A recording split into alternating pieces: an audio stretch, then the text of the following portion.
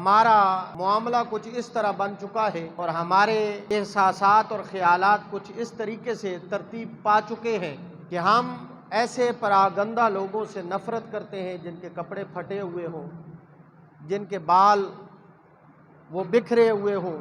جو معاملات اور مالی لحاظ سے ہمیں کمزور نظر آتے ہوں، لیکن جب بھی آپ انہیں دیکھیں وہ اللہ کی بارگاہ میں آپ کو ملیں، کبھی نماز پڑھتے ہوئے، کبھی رکوع کرتے ہوئے، کبھی سجدہ کرتے ہوئے، کبھی تلاوت کرتے ہوئے، کبھی اللہ کے نبی کی ذات پر درود پڑھتے ہوئے، تو بال جیسے بھی بکھرے ہوئے ہوں، حالات کیسے بھی ہوں،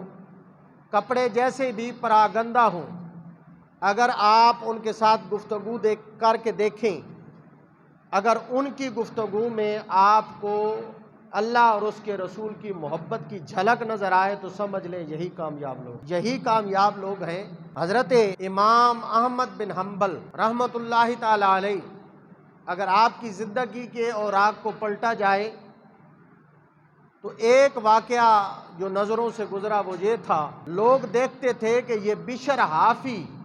ان کے پیچھے یہ بھاگتے تھے اور ننگے پیر بھاگتے تھے۔ وقت کا امام ہو اور ایک ایسے بندے کے پیچھے بھاگ رہا ہو جو ظاہراً ہمیں فقیر لگتا ہو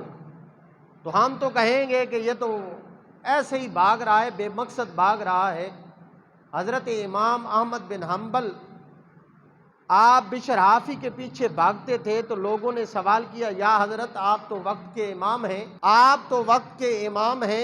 آپ بشر حافی کے پیچھے کیوں بھاگتے ہیں، اس کے پاس کیا ہے؟ تو آپ جواب سنیں حضرت امام احمد بن حنبل کا، آپ کا ایمان تازہ ہو جائے گا۔ آپ نے یہ ارشاد فرمایا، اے سوال کرنے والے، میں بشر حافی کے پیچھے کیوں بھاگتا ہوں، ذرا سنو۔ میں جس رب کو مانتا ہوں بشر حافی اس رب کو جانتا ہے۔